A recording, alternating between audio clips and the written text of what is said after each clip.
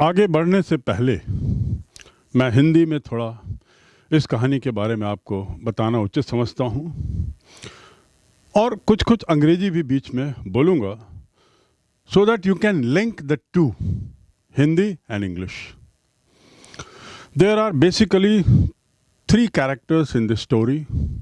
One is the storyteller, the boy himself, Franz. The second is the headmaster. The name of the headmaster is Mr. Hamel. And the third is Hauser, the blacksmith.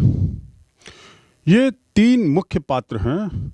And the story goes that Franz goes around to school. वो अपने school के लिए निकलता है. On the way रास्ते में उसे कुछ लोग नोटिस बोर्ड पढ़ते हुए दिखते हैं. And he wonders what's happening. उसे आश्चर्य होता है कि क्या बात है, नोटिस बोर्ड के आसपास इतनी भीड़ क्यों है. And then he starts thinking, relating what he had heard earlier. हो सकता है इस नोटिस बोर्ड में कुछ मिलिट्री आदेश हो सकता है जो हर साल होता रहा है कि हम लोग हार गए, ऐसी कोई खबर हो सकता है कुछ मिलिट्री के रिक्रूटमेंट के बारे में सूचना हो. So he started, wondering and then moved about to his school. And he started looking left and right also, enjoying the beauty of the school campus as he reached the school. जब school पहुंचा तो जो छोटा सा school था उसके campus का भी उसने एक दृश्य देखा. चिड़िया चहचहा रही हैं, पेड़ की बेलें चढ़ रही हैं, कुछ शोर भी हो रहा है. जो डेस्क का उठने पटकने का जो शोर क्लासरूम के अंदर होता है वो भी आ रहा है. ऐसा उसने महसूस किया. लेकिन as he reached the school after leaving behind the notice board place, he found that all is quiet in the school. उसको लगा स्कूल पूरा शांत इतना क्यों है, आखिर क्या बात है कि आज स्कूल शांत है. He peeped into the classroom. उसने क्लासरूम में झांका और देखा कि उनके master mister हैमल, who was otherwise a very tough man, wielding a lathi, a stick on his beneath his shoulder, जो हमेशा एक लकड़ी पकड़ के, भारी लकड़ी पकड़ के घूमते थे बच्चों को पिटाई करने के लिए, वो एक जगह बैठे हुए थे. क्लास में बच्चे भी बैठे थे, सब कुछ शांत था, डेस्क की आवाज़ भी नहीं आ रही थी और साथ ही पीछे कुछ बुजुर्ग लोग भी बैठे हुए थे. Among those elderly people he found the ex-mayor, the ex-postmaster and so on and so forth, and even Hauser, that blacksmith who was sitting with his thick specs, अपने मोटे चश्मे के साथ वो भी वहाँ बैठा हुआ था.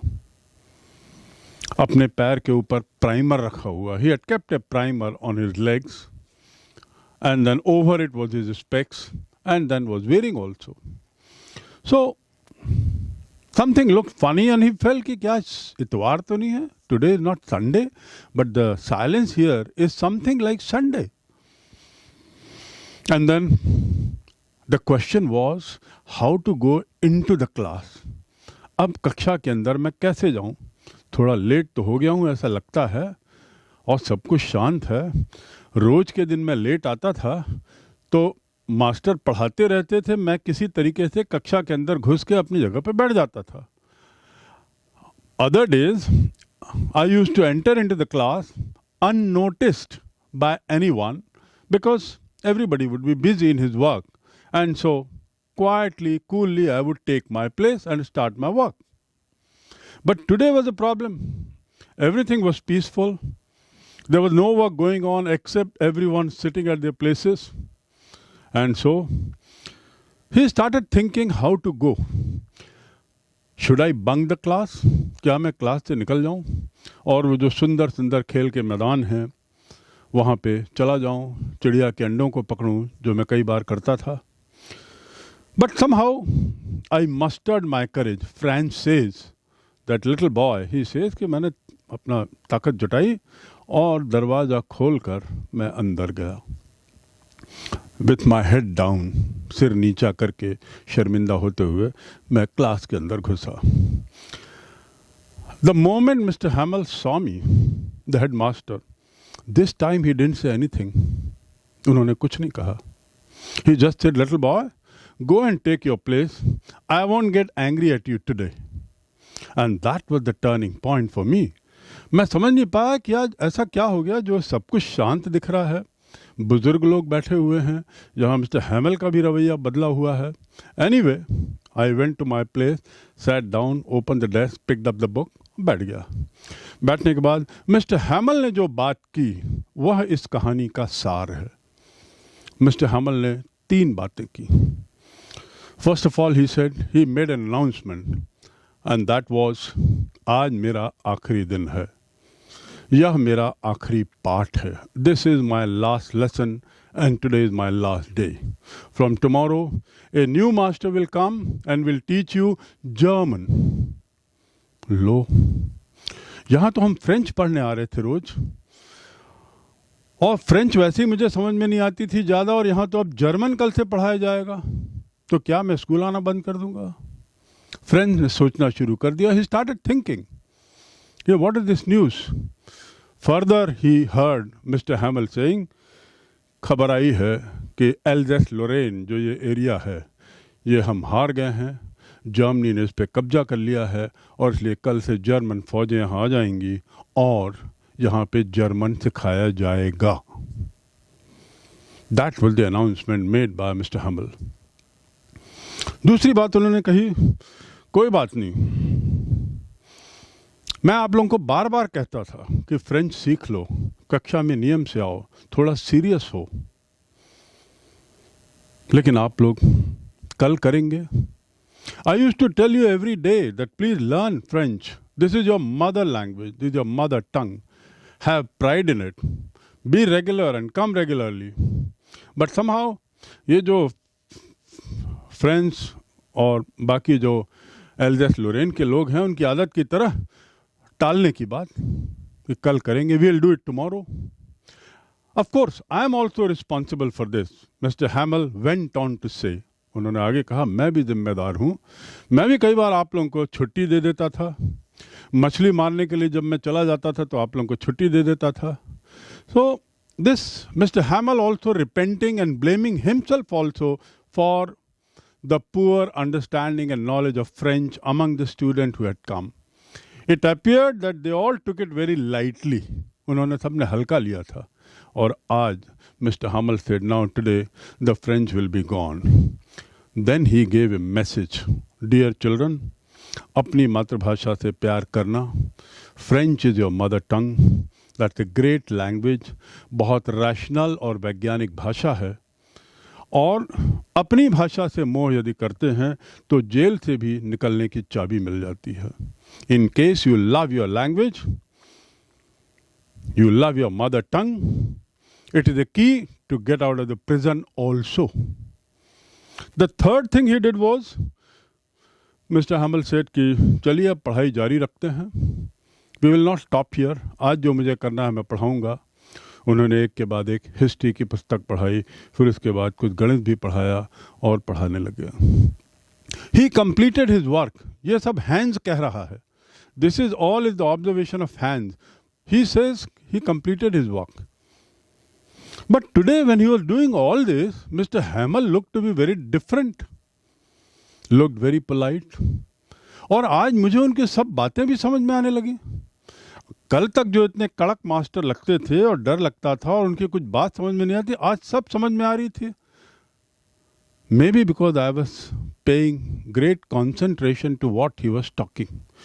काश मैं ऐसे ही concentration रोज रखता. कल तक जो मिस्टर हैमल जिनको मैं नफरत करता था, आज अचानक मुझे उनसे बड़ा स्नेह होने लगा. Hans started wondering. Today there's a total change in my attitude toward my headmaster, in my attitude towards things around. Till the other day, the thing that I used to hate, I'm loving it. ये जो भारी भारी पुस्तकें रोज लाना बड़ा बोझ लगता था, आज मुझे ऐसा लग रहा है इन किताबों के साथ मैं परमानेंटली रहूं. These heavy books that I used to carry every day with hate, today I felt I love them. I will not part with them. यानी जो भी हो रहा था आज मुझे उसका उल्टा महसूस हो रहा था. और उसका कारण क्या था? क्योंकि मिस्टर हैमल का आज लास्ट डे था. वह हेडमास्टर जिसने 40 साल से यहाँ पढ़ाया था, उसको विदाई देने के लिए यहाँ पर बुजुर्ग लोग भी आए हुए थे, एक्स मेयर भी आया हुआ था, and so on and so fourth. After all this was over, ये सब समाप्त हो गया, तब मिस्टर हैमल अपनी जगह से खड़े हुए, ये समझाने के बाद, ये 3 बातें करने के बाद, और उसके बाद ब्लैक बोर्ड की ओर मुड़े, एक चौक का टुकड़ा उठाया और उन्होंने वहाँ बड़े अक्षरों में, अपने सुंदर अक्षरों में लिख दिया, फ्रांस अमर रहे। दूसरे शब्दों में, अपने अंतिम दिन भी फ्रांस कहता है, मेरे हेडमास्टर अपने देश प्रेम को नहीं भूले थे, अपनी भाषा को नहीं भूले थे, और वो जो जगह थी जहां पर उन्होंने 40 साल निकाले थे, उसको वो एक एक करके देख रहे थे। He was looking at everything, observing those things that he had seen for the last 40 years. Most of the things had remained the same, except for probably trees had grown and the finish of the table had become smooth. लगातार रगड़ाई के कारण table कुर्सियों की जो का चिकनापन है वो अच्छा बन गया था, ऐसा फ्रेंच का कहना था। और उसके बाद जब उन्होंने लिखा, हेडमास्टर फिर अपने कक्षा की ओर मुड़े और उन्होंने फिर वही बातें की जिसमें देश प्रेम की भावना थी, राष्ट्र प्रेम की भावना थी, और साथ ही उन्होंने कहा, बच्चों आज ये मेरा आखिरी दिन है, this is my last lesson, this is my last day. और ऐसा कहकर उन्होंने फिर बच्चों को कहा, अब डिस्पर्स हो जाएं। इस कहानी के टर्निंग पॉइंट्स क्या क्या हैं, ये कहानी की खासियत क्या है? टर्निंग पॉइंट की यदि बात करें तो सबसे पहला turning point, Hans walking fast to the school and looks at the notice board. जब वो नोटिस बोर्ड देखता है स्कूल जाते हुए, तो उसके मन में जो विचार आते हैं वह पहला turning point. Second, Hans reaches the school and thereafter he sees something different, unusual, not like the other days, but like Sunday. मानो इतवार हो ऐसा उसको दिन दिखाई देता है। थर्ड, जब वो कक्षा का दृश्य देखता है तो कुछ अलग दिखता है। When he looks at the classroom, inside the classroom, he finds it different. बूढ़े लोग बैठे हुए, सब लोग शांत, मिस्टर हैमल अपनी कड़क लकड़ी के साथ भी बैठे हुए, आवाज कुछ नहीं, सब शांत। फोर्थ, हैंस ये सोचने लगता है कि आज हो क्या गया, क्या क्या बदल गया, आज कितना बदल गया है मेरा स्कूल, कितना बदला बदला लग रहा है। So fourth point is, Hans starts thinking what all has changed today. Mr. Hamel's behavior, his own behavior toward Mr. Hamel, approach toward Mr. Hamel, then the silence around, then the elderly people sitting at the back, then the flags where it is written, जिसमें लिखा हुआ है Alsace, France, ऐसी कॉपियाँ जो mister हैमल लेके आए थे और सबको बांट रहे थे। और अंतिम चेंज जो उसने देखा, अंतिम बात जो उसको बदली हुई लग रही थी, मिस्टर हैमल का खुद का बोलने का तरीका, बड़े शांत प्रिय, बड़े धैर्यपूर्वक वो सब बातें कह रहे थे, यहाँ तक कि उन्होंने फ्रेंच को भी नहीं डांटा। That is what French feels. Next turning point, जब मिस्टर हैमल ने अपनी बातें शुरू की तो उन्होंने जो 3 बातें बोली, what all he said, 3 point. Number 1, आज अंतिम पाठ है, अंतिम दिन है मेरा, today is my last lesson and last day. Second point, the love for the language. And third, बच्चों को जो उन्होंने कहा, अफसोस जाहिर किया कि फ्रेंच भाषा में अच्छी तरह नहीं सिखा पाया और उसके जो कारण गिनाए. Fourth, and then he said long live France. उन्होंने कुछ लिखा, बच्चों को फिर कुछ बातें कहीं और चलेगा. ये इस कहानी के टर्निंग पॉइंट्स हैं. इस कहानी का निष्कर्ष क्या होगा? If we talk about the moral of this story, what this story intends to give us, ये कहानी हमें क्या देती है? यदि हम इस पे जाएं तो point number 1, it tells us that we must love our language. Language builds patriotism. Number 2, the psychology of the child. बच्चे की जो मानसिकता है वह भी यहाँ दिखाई दे रही है. The psychology of the child. Third, बच्चे की मानसिकता से ये पता लग रहा है कि यदि वह नफरत कर रहा है तो वह प्रेम भी करना जानता है. वही शिक्षक जो उसको बड़े सख्त लगते थे आज उसे बड़े ही प्यारे लग रहे थे. वह उन्हें मिस कर रहा था. उसको बार बार लग रहा था कि कल से ये मेरे हेडमास्टर, मेरे मास्टर नहीं रहेंगे. नंबर 4, मिस्टर हैमल जिन्होंने एक जगह इतने वर्ष काम किया, वो जो चीज़ों को मिस कर रहे थे उसका जो विवरण है, that is the turning point. And last but not the least, कि युद्ध में क्या क्या बदल जाता है.